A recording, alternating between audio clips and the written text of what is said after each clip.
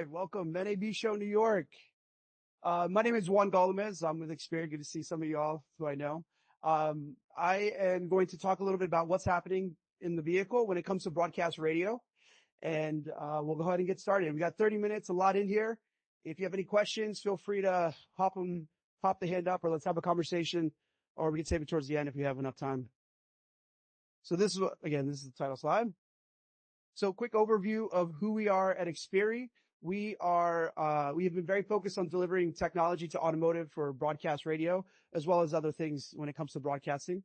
I'm going to focus today on DTS AutoStage, but many of you might be familiar with us on the HD radio side, digital AM and FM. We do a bunch of stuff around metadata, app development, and metadata delivery platforms for broadcast radio. But again, we're going to really focus on DTS AutoStage.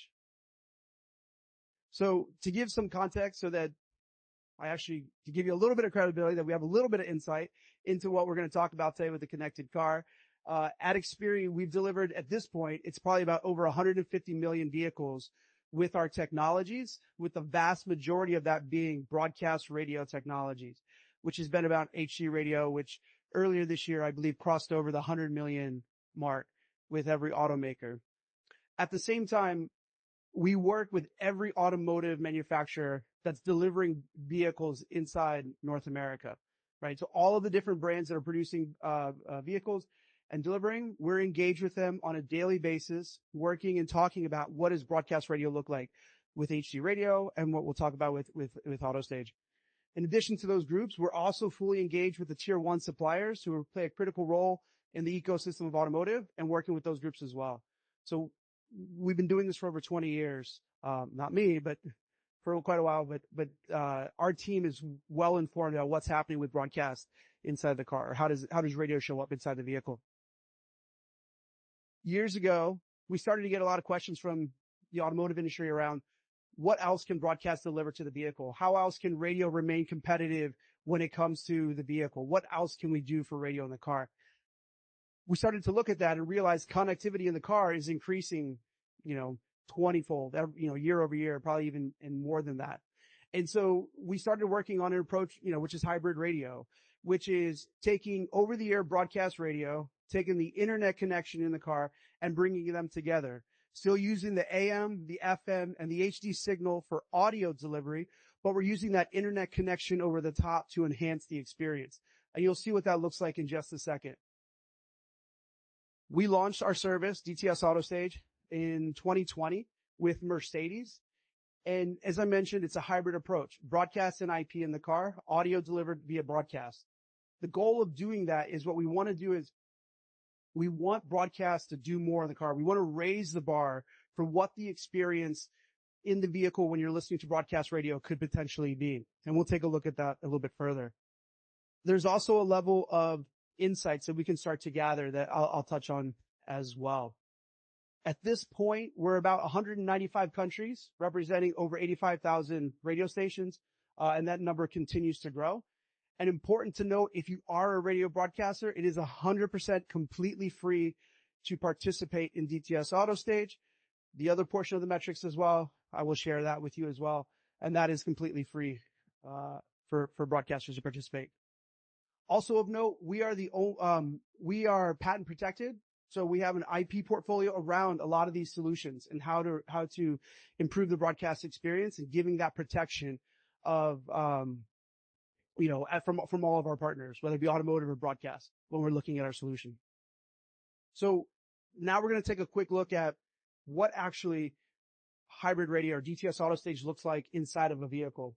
As I mentioned, in 2020, we launched with Mercedes. Mercedes at this point is somewhere between, I think, 9 or 10 models that are delivering DTS AutoStage equipped vehicles. And what you have here is you have a carousel of station logos that you can cycle through where you can see what station you're listening to, or now playing artwork. You can see the image associated with the content that you're consuming. Traditionally, the only way for broadcast radio to deliver that imagery is via HD radio. So this is an example of utilizing that IP connection to kind of raise that bar for broadcast, right? Still maximizing the efficiency of the 95.5 FM in this example, but using that internet connection to change the experience. As I mentioned, 9 or 10 models within Mercedes. They have to be brand new vehicles. So starting in 2020 to now, it's available. In addition to Mercedes, we also launched with Hyundai Kia. Unlike Mercedes, Hyundai and Kia actually delivered over-the-air updates to about 40 to 50 models, where existing vehicles as old as 2016, 2015 were able to receive the update for DTS AutoStage.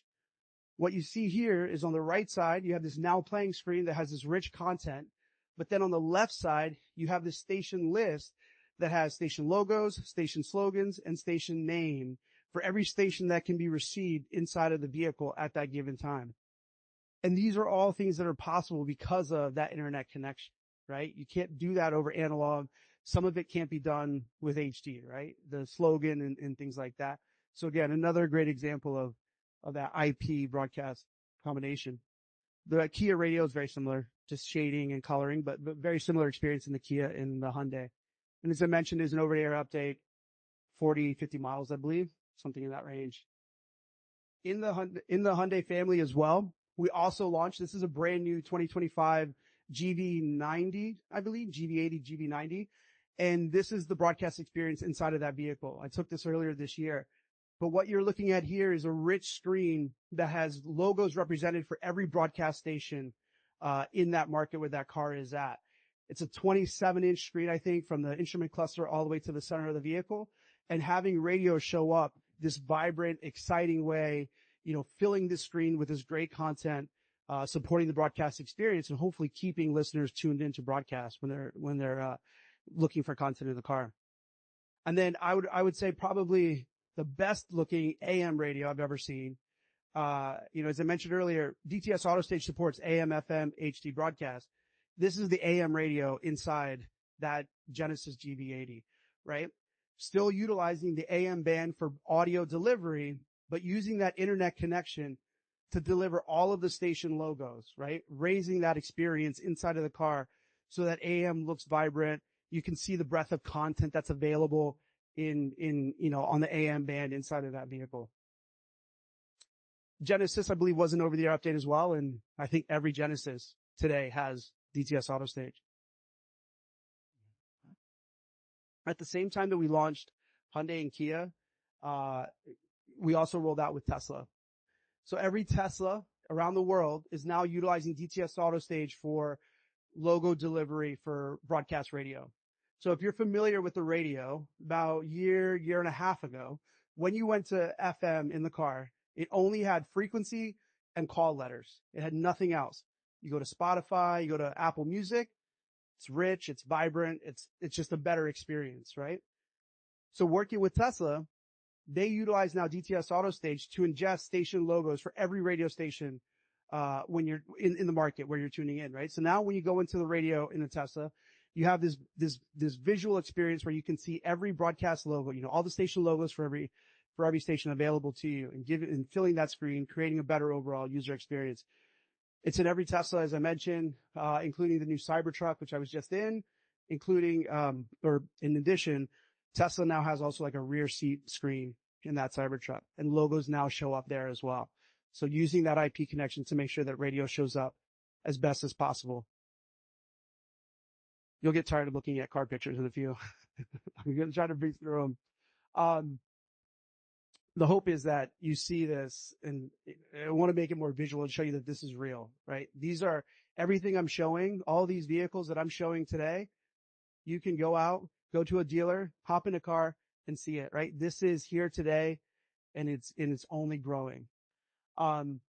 This is the new Lincoln earlier this year. We also rolled out Lincoln in the Ford family.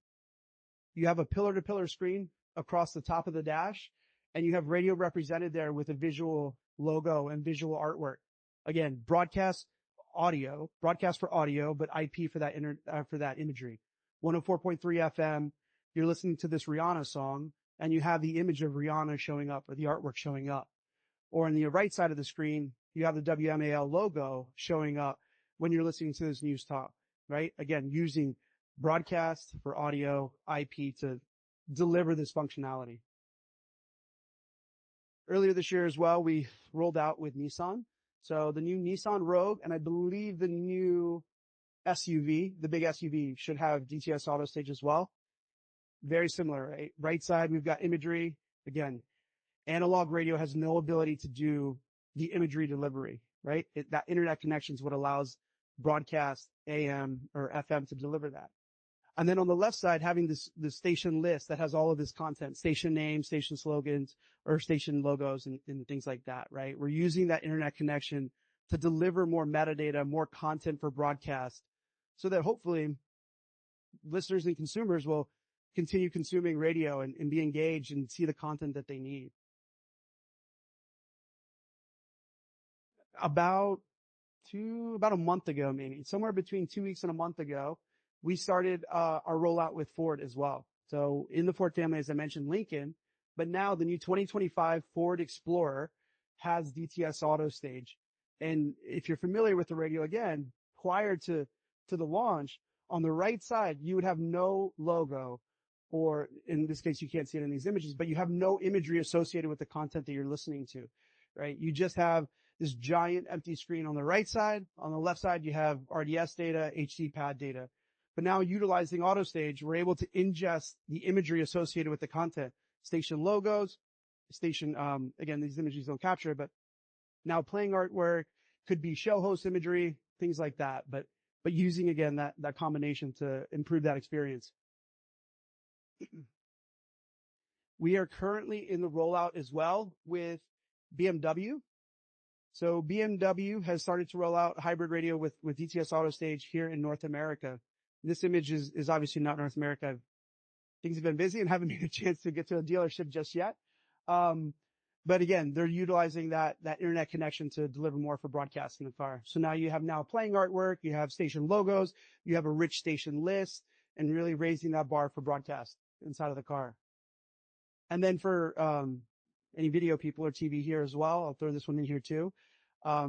We also have started to do video, OTT content to the BMW experience through our TiVo platform. So now in the BMW, obviously within the car is, parked or charging, you now have the ability to do on-demand video content, from your car.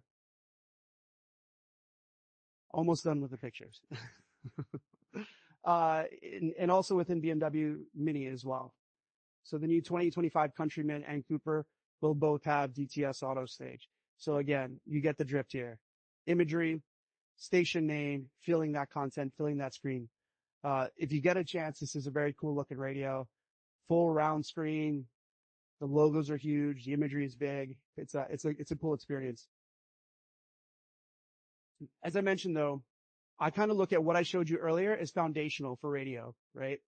A listener wants to know what they're listening to, what station they're listening to, right? They want to know that basic level of information when they're tuning into broadcast radio.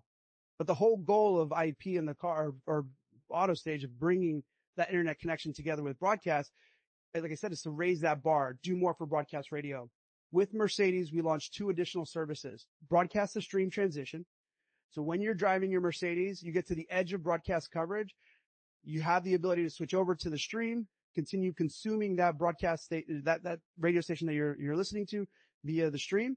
And then when that vehicle is back in broadcast coverage, you would then consume it over the broadcast signal inside of the car. And then also we launched lyrics to songs on the radio. So now, again, cars in park or if it's in the rear seat. Now, when a user is listening to a song on the radio, they have the ability to see the lyrics to that song on the radio, right? They can see what, more about the content that they're consuming. Amazon Music, Spotify, all of these services have been able to do this and do this today, but broadcast radio has never been able to deliver a service like this before until today. This obviously isn't going to be groundbreaking or earth-shattering for your businesses. But for me, when I look at this, I think that this is just an exciting next step of where we can take broadcast radio in the car, right? Now that we've paired that internet connection inside of the car, the opportunities are, almost endless as to what we can do. Podcast content. How can we integrate podcast content? Your stations are producing, if it's the Juan morning show coming to an end, why couldn't the listener switch over to my podcast for yesterday's show or other content that you're producing? How do we engage with that content? How do we deliver that content using broadcast as the discovery? So for me, when I look at what we're doing with lyrics and the streaming, it's really that kind of first step to hopefully much more and really exciting things. And our team is working pretty hard on some of that stuff. Lyrics also were launched with Nissan as well. You can see here, lyrics here in the row. So that's all in the vehicle. Moving over to the metrics and insights portion. As I've already said, DTS AutoStage is completely free for stations to participate. You just have to sign your stations up globally. We support 195 countries, I believe. But you sign your stations up, you get access, and you can update content and do all of that. Then we also get into metrics, and metrics are completely free too. So one of the benefits of hybrid radio is broadcast radio is one directional. You take a signal from a transmitter, you send it to a receiver, and that's it. That internet connection, though, is two ways. It's now talking back to us.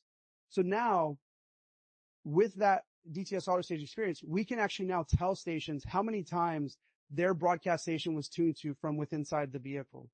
How long are those sessions when the receiver is tuning into the station, right? All within 24 hours. And, usually by noon, you can see the previous day's metrics. And these are all live metrics that I pulled for a station here in New York, on the 6th, right? So just like 2 or 3 days ago, I pulled these metrics for a station. But this is the first time ever the industry has had access to in-vehicle metrics coming directly from the vehicle, that they're able to see within 24 hours. You're not waiting for a book or not waiting for at the end of the week, that sort of thing. Also being able to see listening patterns throughout the day, seeing what listening looked like in the beginning of the day, where did it flow, kind of where was the peak of listening, where did it fall off on that given day, where were the pits, the valleys and all of that for listening throughout a given day, and being able to select and look all the way around and seeing what's happening. And you can see all of this is Sunday data. Heat map, being able to see a heat map of your market.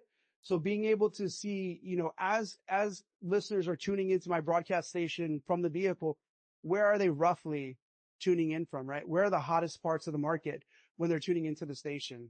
You can zoom in a little bit more, from the dashboard to see a little bit, a little bit closer, a little bit more detail inside the market, but to see where it is. But again, data that's never been accessible, coming directly from the car, for stations. And then, we call it top charts, but looking at top charts and being able to see what were the actual songs that were consumed the most inside of the car, right? Listening for more than 30 seconds.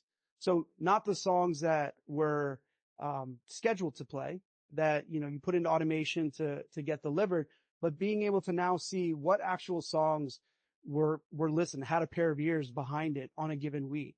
And being able to see, how songs are performing, things like that. Over time, we can totally see this going into in further detail for talk programming. News talk stations, aren't really playing songs, but, let's get to a point where we can do it for segment level data, right? Looking at a talk segment, looking at a sports station, looking at all sorts of other formats for stations, but being able to get more granular and looking at some of that, data. It's super important to also know, right? There is no demographic data here, right? We don't know that it's Juan's, Kia or Alex's Mercedes. We know that it's a radio that is tuned in and that's it, right? So this follows all of the privacy laws and we've done all the tests and all of our partners have done their scrutiny of the system and are comfortable with it. But, I think when you take this listening data, you pair it with your Nielsen data, pair it with your streaming data, and any other data that you might have as a broadcaster, you hopefully can holistically look at understanding your audience a little bit more, right? And as I mentioned, this is all live data. There are 7 million cars, somewhere in that range. It's a big swing. but it's, I forget the number where we are today because of the rollouts, but we're in the millions of cars on the road today in the US, in Canada, across Europe and around the world. But vehicles that have launched, that have the service, that are delivering logos, that are delivering now playing artwork, that are delivering the streaming link, all of these other features that we're delivering and that are also able to report back. So if you're a station owner and there are cars driving in your market, I can almost guarantee you, I do this day in and day out with stations where we look at data. I have yet to see a market where we have zero data. I've done meetings with stations in Butte, Montana, and there's data there, right? So there are cars on the road in every single market that I have ever seen across US and Canada. So I would definitely encourage you, if you have a station or affiliated with radio, take a look at it if you're not, or reach out and let us know.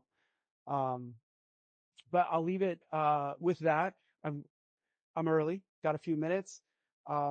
This is a hard environment for a question, but if anybody has any questions, I'd be happy to look at anything, walk through anything in further detail. But this is the link to get your station signed up. If you are interested, if your group has not signed up for DTS AutoStage, I would take a look at that. Any questions? No? Again, I know it's not a friendly environment, but I've got time, but go ahead, Paul. Yeah. Since you can look at how many people are listening and look at those hot maps and see where they are when you're listening, do you ever overlay that with the retail data, the store location? Yeah.